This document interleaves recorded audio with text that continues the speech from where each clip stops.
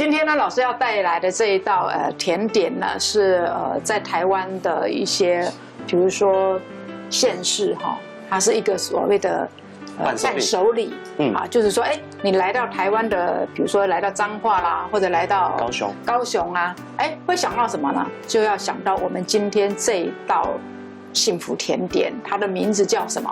养生桂圆蛋糕。我们台湾有很多的那个糯米饭里面。甜八宝里面也会用到这个桂圆肉，那再加上它的名字是叫做桂圆，所以呢，做在甜点里面，我们都说早生贵子。也有人把今天我们要跟大家分享的这道桂圆的蛋糕呢，当做是抹月，对不对？对，蜜月蛋糕来送给别人。以前我们都做长长一条，但是我们今天要做的是像杯子蛋糕，就是让你可以带着走。好，那我们赶快来看一下这个桂圆蛋糕跟外面，或者是说你曾经看过书上的这个桂圆蛋糕有什么不一样？因为我发现一个很特别，老师在今天的配方里面加了一个乳酸菌，对，就是所谓的像养乐多，或者可尔必思也可以，也可以。食材部分这是桂圆干，桂圆干部分老师等一下会用个养乐多去煮桂圆干，小老板有把它切成丁状，我把它倒在我们的康盆里。现在这边我会把我们的养乐多再把它倒入。我这边会用小火去煮煮大约应该是在5分钟至6分钟左右，让它水分完全被我们的桂圆干稀释，慢慢去做一个熬的动作。那现在这边小老板会来做这个部分是全蛋液。小老板先把我们的全蛋液把它倒入我们的钢盆，我们可以同时间来操作。对，这个是细砂糖，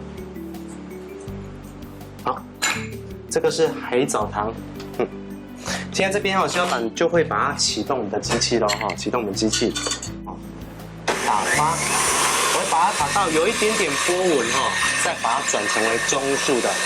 最终我要让它打到完全发，把它打到全发。好，这边我会边煮边做一个搅拌边煮边做一个搅拌。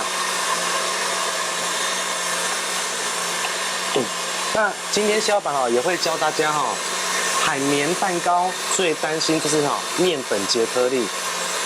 所以说等一下小老板不会来这边去做拌均，我会直接放在我们的钢盆里。钢盆里搅拌给各位朋友去做一个观看。这边的部分好像快要好了。那小老板这边再把它拌一下。那今天小老板也会教大家一个掏夹包。等一下这边煮好的桂圆干这边等一下完全煮到接近没有水分，我会准备一个冰块加水。好，等一下我们就可以马上来操作了。先把它降温。让它降温，对。那现在这边。这个是低筋面粉，好，我就直接放在这边，可以用这样的方式。过筛过了，这个已经过筛过了。现在这边我再把我们的这个是小苏打粉把它倒进去。好，低筋面粉跟小苏打粉把它倒入。好，现在这边的部分大家看一下这边，就把它平接让大家看一下这是可以把它画，可以把它去做个写字都可以，它不会消失不见，这样就可以了。小老板会把它移来我们的钢盆，让大家比较好操作上比较清楚。现在这边我会一开始一样会先使用一个打蛋器，打蛋器。好，那我们看一下，这个是低筋面粉及小苏打粉，小苏打粉。现在这边小老板会这样把它压着。我要让它面粉松把它倒入的时候，再去做一个搅拌。大家各位观众朋友，这边把它去做个拍打这样，把它拍打，让它松的松倒入的时候，现在这边我再用一个打蛋器再用一个打蛋器把它去做个拌均。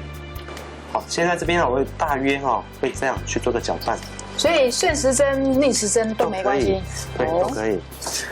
其实小老板在制作戚风蛋糕很多同学都说真的很简单。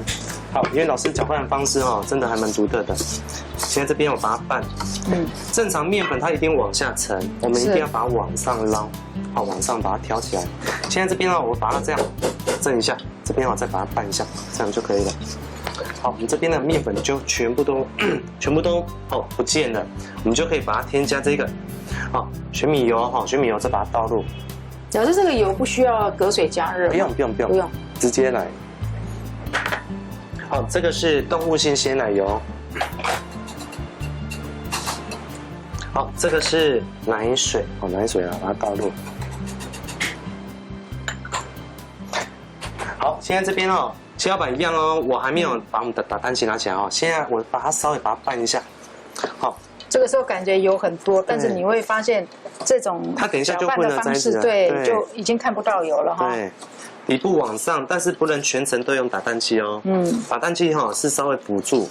现在这边大约接近8、9分均匀的时候，是这边把它敲一敲的，我们就把它换上我们的刮刀。好，刮刀旁边去做一个整理。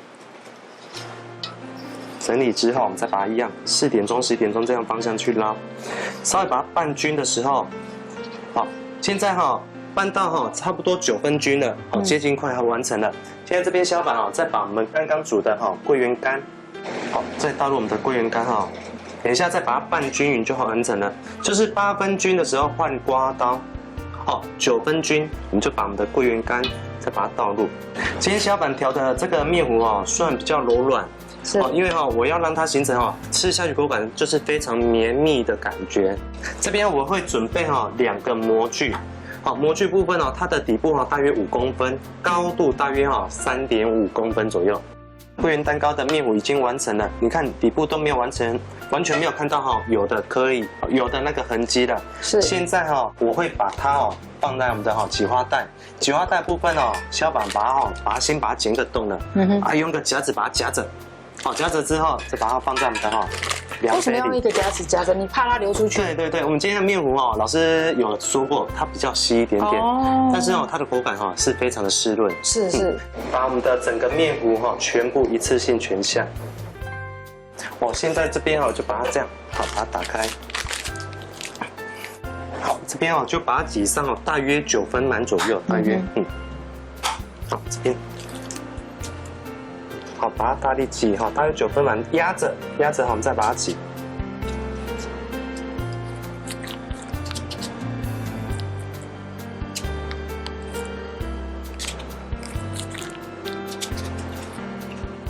现在我把这个生核桃再把它倒入，好，把它用撒的部分把它轻轻，差不多5、6颗左右。是。所以说现在这边我就拿去做一个烘烤。OK。蛋糕出炉喽！现在这边热蛋糕就出炉了现在这边就出炉的时候要把它敲一下，这样敲一下。好，敲的目的是什么？